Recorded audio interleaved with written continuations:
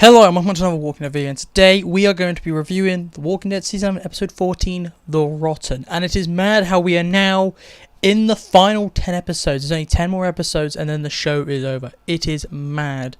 And sad how close we are, but moving on to review. So, The Rotten. And this episode wasn't as I was expecting, to be honest, because I was expecting this episode to be a big fighting episode, and to be a big episode about basically Aaron and Maggie and them lot just going into the building and taking out all the Commonwealth soldiers. But no, this episode has a dual plot between the plot that we thought we were going to get with Aaron and Maggie taking out the Commonwealth soldiers, and another plot which is to do with Daryl and Rosita and them having to deal with Sebastian and trying to like basically do a post-apocalyptic heist basically.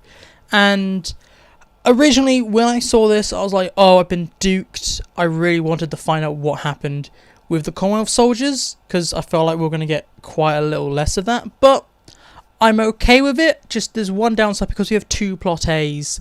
It does ruin the pacing a little, because when drama starts in one, it moves over to the second plot. And I'm like, okay, that's kind of annoying. I just liked the previous episode's like storytelling method with they have one plot and it would do this like kind of time jump, so you get to the certain point and you'll catch up. I thought that was a really interesting and cool way to tell the story of that episode, and it really worked up until the ending. Just this episode kind of dumped that all together, and it just focused on two dual plot A's that aren't connected at all. I just feel like they're like, okay, we need to kind of move two stories forwards, but how are we going to do that? Well, we'll just merge them both into one episode so neither story gets to shine in. I feel like both of these like kind of plots could have been their own episode. They were both interesting and they were both really good plots. I quite liked the kind of Daryl and Rosita plot. I liked those characters being put together, and I liked them having to deal with Sebastian and having to be like, okay, we have to do as he says. And the ending with Mercer, I thought that was cool, and I felt like that could have been its entire own episode. But instead, they merged two plots which I think are very strong separately together, and it weakens both of them, because when something gets good in the other one, it jumps to the other one. You're like, oh, I don't care. And it just didn't like it. It ruined the pacing slightly just because you were invested in one plot and then the second one comes along and just takes your investment away from that and focus on the other one. I didn't like that. Now let's just focus on kind of the positives of, let's say, the Maggie plot.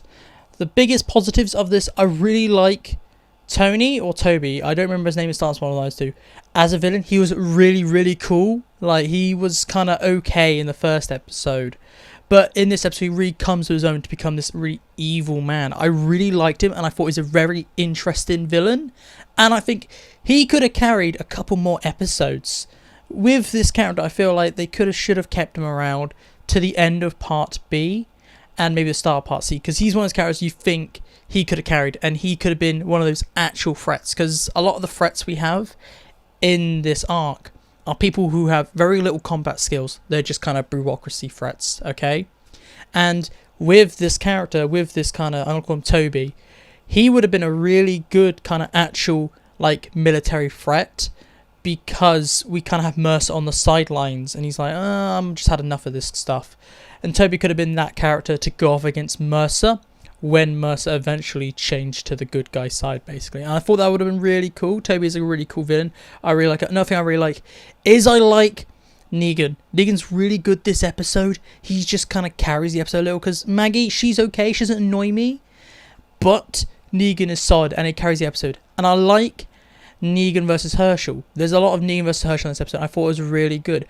I did think it was a little kind of forced with the scripting of, oh yeah, I killed your dad, basically, because Herschel was like, oh, you're a bad man, and then he was like, yeah, I've done some bad things, and he's like, oh yeah, you killed my dad.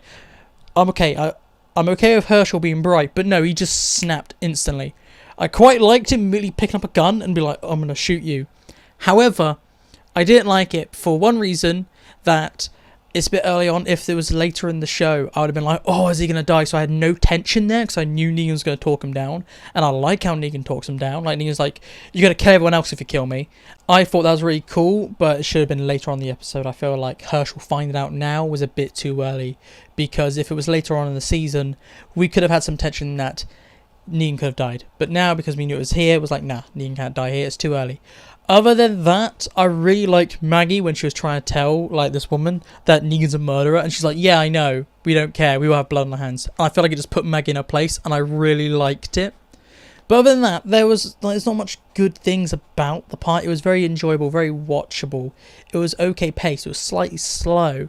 However, I was expecting way more action, just because how last episode was very action-packed, and it built up to this big thing. It was a slight disappointment to see the lack of action in this part. Like, I was expecting a lot more action in plot A of this. But no, we didn't get much action. Another thing I didn't like is Aaron and Gabriel, saying that these episodes are kind of evolving around Aaron and Gabriel, and they're basically pushing the story forwards, and it's their story basically, because they're the ones who are going to be affected by this kind of fallout of what happened at this building. They are kind of just there and backdrops to their own story. I didn't like that. Saying that Aaron had a big episode last episode, I feel like he should have had a big episode this episode, because we know he's in the next episode, and I feel like even though it's about them having the fallout of like, oh god, we killed these people, but no, it seems like it's going to be about Maggie and Daryl, when it shouldn't really be about them, when the story's evolving around other characters. I don't like it. I don't like the way they're telling the story when Aaron and Gabriel are meant to be the main characters, but they're kind of background characters in their own story, kind of. Another thing I don't like is kind of the very convenient writing around the Commonwealth soldiers and their like inability to take out things or properly search this building. Basically, there's a scene where the big bad, the big like kind of head honcho, the CIA agent, looks like around, realizes footprints walking into a cupboard, and he's about to check it, and you're like, oh, he's gonna find it, and then a noise last minute. You're like, oh, that's so cliche. And what does he do? Immediately goes for the noise, doesn't check the thing. He just saw footprints go into a cupboard. He's like, nah, I'm gonna forget these footprints. Why does not even send a soldier in after? He goes like, okay, I'm gonna go up here, you go in there. Why? I just didn't like the very convenient like last minute tension building, air quotes, thing they did with the Commonwealth soldiers. I thought it was kind of stupid. There were some really stupid decisions in this episode, and stupid writing's sake in this episode again, like we had last episode. I didn't like it, just because they had to try and find a way to make our heroes win against the Commonwealth soldiers. Oh, we're going to do some stupid decisions here, there, and there that somehow make our people win. Basically, there's also a shot where they're like, oh, clear out the building, search every floor, room by room.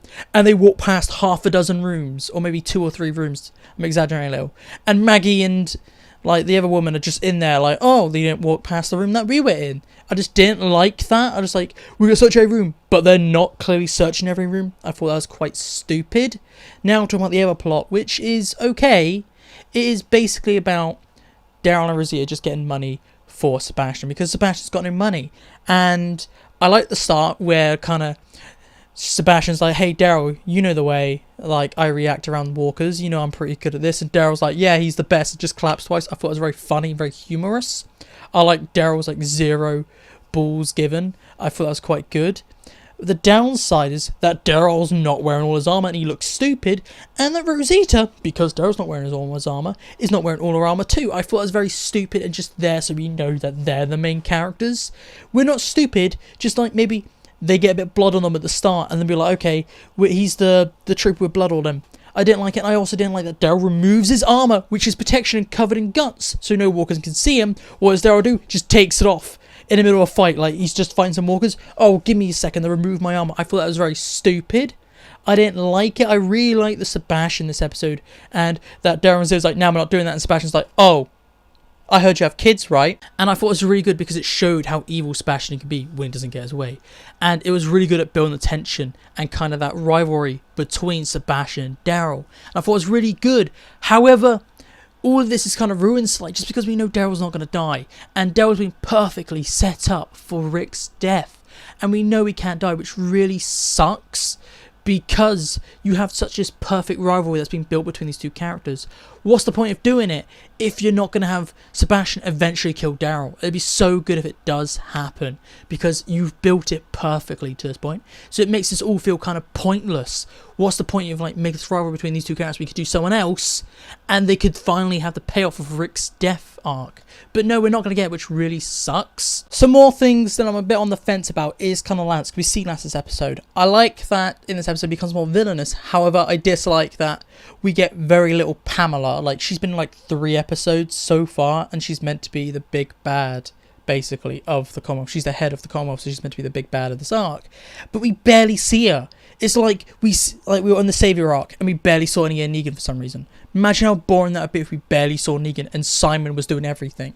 Like, they kind of had them doing dual stuff where they were both doing bad things and they were both out there, like, having maybe similar screen time.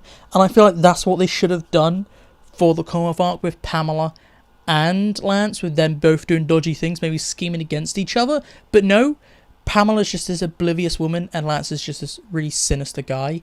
I like him being sinister, but I don't like how Pamela is just kind of there. Like, what's the point of having Pamela if she's not the villain? I just didn't like it. Now, let's talk about the ending. So, bit of spoilers. I'm going to be as vague as possible. So, with the kind of ending with Aaron and that plot, I liked how Aaron was just straight up, grab the gun, shoot, shoot, shoot, no talking. I liked it, and I feel like that could be some symbolism for him to be connected to Dwight's death. Just because we see that he's the one to pick up the gun and just fire upon a soldier while he's mid-talking.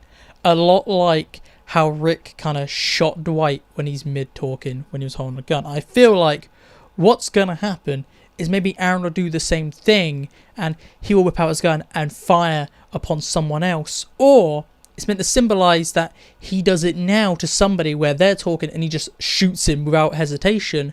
Maybe someone's going to do that to him. I feel like there's some symbolism going on here with this ending, and I quite like it. I feel like it's very good. I loved the gruesomeness in this episode. It was very gruesome. The other ending with the other plot, I liked they built more with the Sebastian and Daryl thing, and I liked we had Mercer basically just Deus Ex Machina save the day, which I didn't like how it was just very, he knew everyone is, but I just liked him just going in there, taking them all out, and he just took out a room with his axes.